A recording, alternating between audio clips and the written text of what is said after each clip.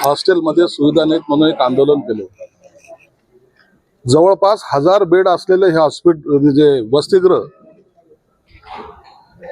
त्याच्या आज बातम्या जेव्हा प्रसिद्ध झाल्या मी तातडीने इथं व्हिजिट केली. आता जर पाहिलं तर या ठिकाणी ज्यांच्याकडे हा चार्ज आहे, एक मॅडम 2-4 दिवसापासून सुट्टीवर आहे. एक मॅडम आता तिला मी येणार आहे हे माहीत असून सुद्धा आतापर्यंत ती आलेली नाही. आणि मी जे हॉस्टेलचे जर रूम जर पाहिलं तर जनावर सुद्धा तिथं एक दिवस राहील की नाही अशी शंका आहे. नळाला तोट्या नाही, तिथं पाणी नाही. खालच्या फ्लोअर पासून 6व्या मजल्यापर्यंत विद्यार्थी पाणी बकेटीमध्ये घेऊन जात आहेत.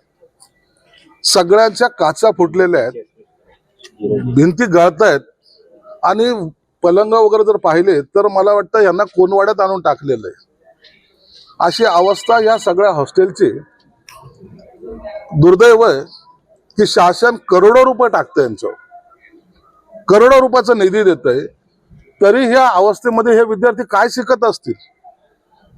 ज्यांना पंखा तर सोडून द्या, परंतु तिथं झोपायची सुद्धा व्यवस्था नाही. कॉट पाहिले तर मला वाटतं माणूस आहे त्याच्यात पुरत नसेल असा तो कॉट आहे, लहान बाळाला जसा असता तसा.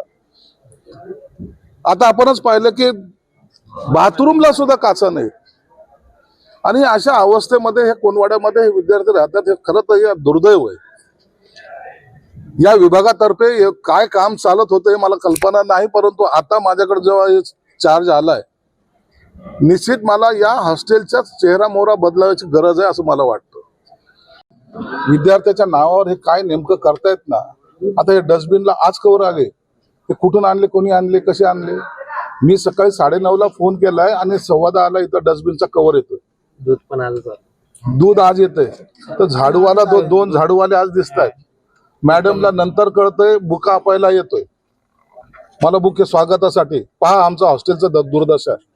हे हा जो मूर्खपणा आहे ना, हा जो गोंधळ आहे ना, यांचं काही जाणणार नाही. या मुलांचं भवितव्य खराब होणार आहे. कमीत कमी कुठं शेण खायचं यांची अक्कल तरी असली पाहिजे. म्हणून आता मी याला गांभीर्याने घेतोय. तुम्ही पाहाल यामध्ये जोही दोषी असेल त्या सर्वांना इथून हकालपट्टी करण्यात येईल. तुम्हाला गैरप्रकार तर असणार, 100% असणार आहे.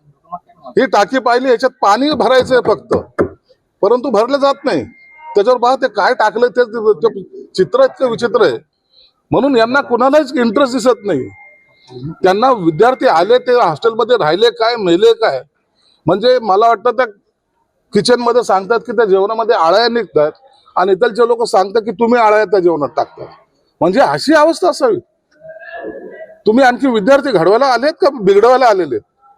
म्हणून याचा अत्यंत गांभीर्याने मी तर आज पाहणी केलेली आहे. या नंतर तुम्हाला तर दिसेल या सगळे चेंजेस करण्याचं काम हे माझं राहणार. तातडीने काय उपाययोजना करावं लागेल? काय फरक नाही पडत. ती कोणती तरी मॅडम आहे म्हणतात की ती 12 वाजता 1 वाजता आली तर येते आणि तिला जितक्या वेळ थांबायचं तितक्या वेळ थांबते. नाही आली तरी त्याचं कोणी काय बोलू शकत नाही. एक मॅडम आहे ती 2 दिवसापासून आजारी आहे. आता ती आजारी 2 दिवसापासून अधिकारी सांगतात पण 2 दिवसापासून आहे. ती किती दिवस इथं आली नाही याचं जरा थोडं पाहिलं तर मला वाटतं अनेक दिवसापासून इकडे ती आली पण नसेल. अशा गोष्टींना लगाम लागेल तुमच्याकडनं अपेक्षा? 100% लागेल. एकालाही माफ केलं जाणार नाही. विद्यार्थ्याच्या जीवनाशी तुम्ही खेळतायत, त्यांच्या आरोग्याशी खेळतायत. काय तुम्ही भविष्य घडवणार या विद्यार्थ्यांचं? कशाला बांधले ते 1000 बेडचे हॉस्पिटल, हे वसतिगृह? म्हणून यांचा सर्वांचा मी बंदोबस्त करणार आहे. यासाठी कुणाशी भांडावं लागलं, कुणाला कोणतीही कारवाई करावी लागली, मी त्याला मागं पुढे पाहणार नाही. याची दुरस्ता का झाली यावर चौकशी वगैरे लावणार? चौकशी तर करेल, परंतु जे निष्काळजीपणे हे सगळं ज्यांनी आता सांभाळ ज्यांच्याकडे जबाबदारी होती त्यांनी काय केलं याला पहिला प्रश्न तो आहे. आज मी कुठेतरी वाचलं याला 2.5 कोटीची काहीतरी तरतूद करून ठेवलेली. तरतूद काय एजंटाची किंवा त्या काय ठेकेदारची वाट पाहत बसले होते लोक. म्हणजे यांना काहीच काळजी नाहीये. या भिंती पहा, इतकी मोठी बिल्डिंग आहे, कुठे दिसते त्यांना काहीच नाहीये.